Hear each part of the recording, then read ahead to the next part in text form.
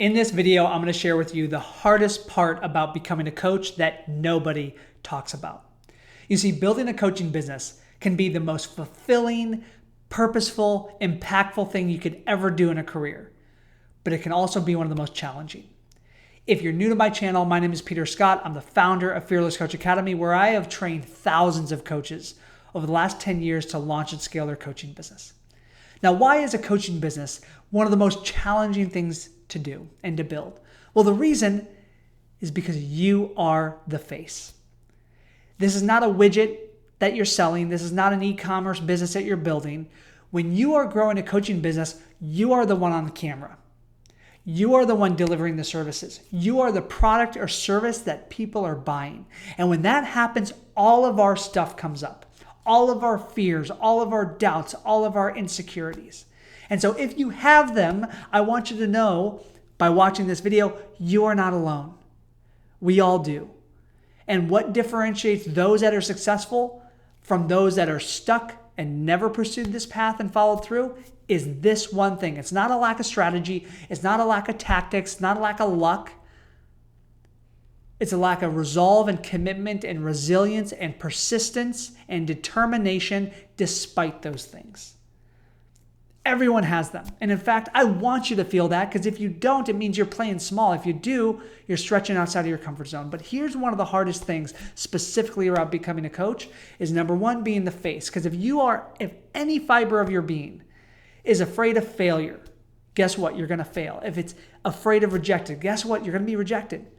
If you're afraid of judgment, you're going to be judged. The only way to not fail, not be rejected, not judged is to not play at all, is to play small, right? I'll never forget when I decided to launch my coaching business. I remember being about 6 to 12 months into my journey and going home to North Carolina, not where I live, but where my family was, and being so excited that this was a family reunion with family members that I hadn't seen in years.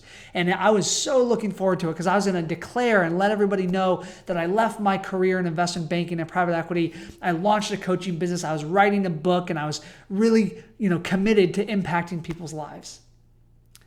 And I remember feeling nervous, but excited. You know that feeling, right?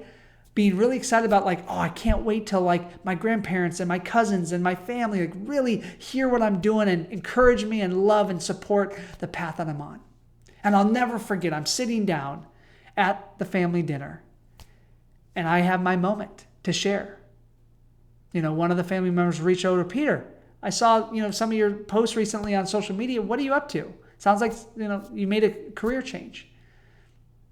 And I'll never forget sharing that I had launched a coaching business and I was writing my book, which became a #1 bestseller called The Fearless Mindset. And I was about to publish it. I remember in this one moment, a family member looks to me, and it was the one that I cared the most about her approval. And she said, "Peter, if you decide to publish this book, we will disown you, because you're ruining the family name." Now, I look back now and I can laugh at the fact that she would even consider disowning me. But in that moment, it hurt to hear those words, because I had lived my entire life for the approval, the love, the support from my family. And I remember having to excuse myself and rush off to the bathroom, close the door, lock it, and literally the tears just came down. Because I had a big, really life-defining moment, choice to make in that moment.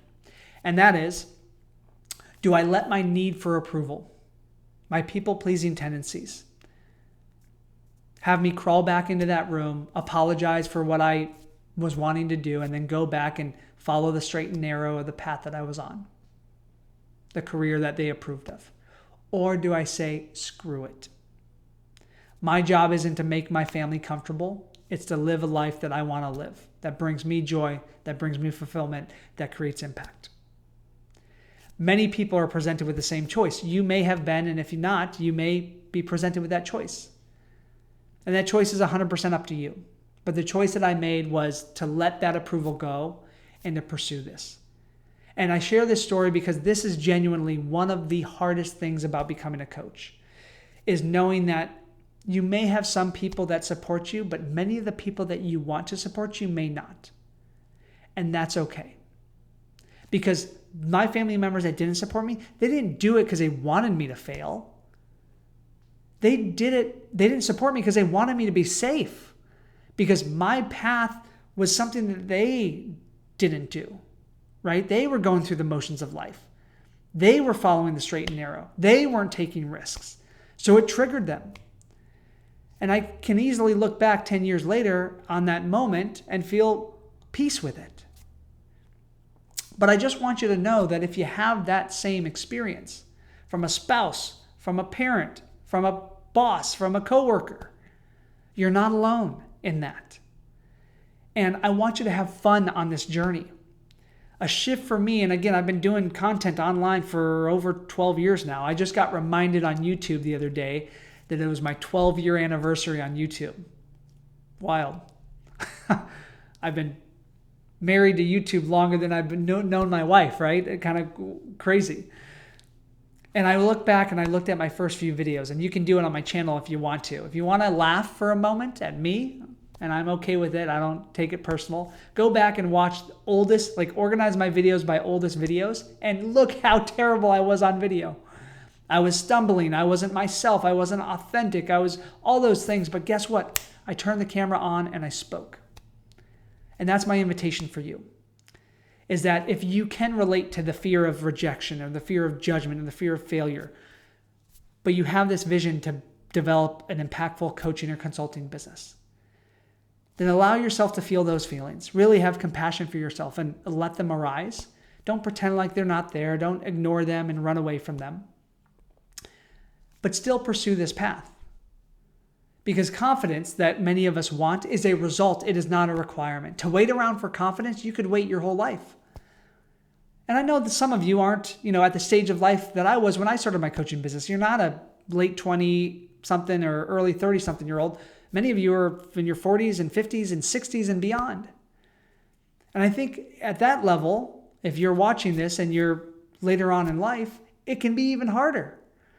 Because when you've got 20 or 30 or 40 years of experience, you've got a level of mastery and expertise, and now you're going to build a coaching business online and do YouTube videos and build funnels and create posts on LinkedIn. You get to be a beginner again. What a gift. What a gift, right? Instead of resisting that, instead of letting your ego stop you from that, dive into it, step into it. So again, this is a different video than I usually do. Usually I give you the 3-step roadmap to do this. But I'm sharing a bit of my story, and I'm encouraging you to notice and bring awareness to any of the resistance that you have, to know that if you have that resistance, you're not alone. Because the hardest thing about becoming a coach is putting yourself out there. But when you do, it is an act of self-love. I want you to write that down. Posting a video, writing a post on LinkedIn, sending an email, reaching out to a potential partner or a potential client, that is an act of self-love. Because if you don't love yourself, then you're going to avoid doing those things. But by doing those things, you start to increase self-love. I hope this is useful. As always, if you get value from these videos and you never want to miss a future video, subscribe to my channel. It helps my videos be seen by more coaches and aspiring coaches. And if you ever want to learn about how we help you break through these hurdles and launch and scale a coaching business, check out fearlesscoachacademy.com. The link's in our website. I'd love to help you on the journey. My name is Peter Scott, reminding you to be here, act now, and fear less.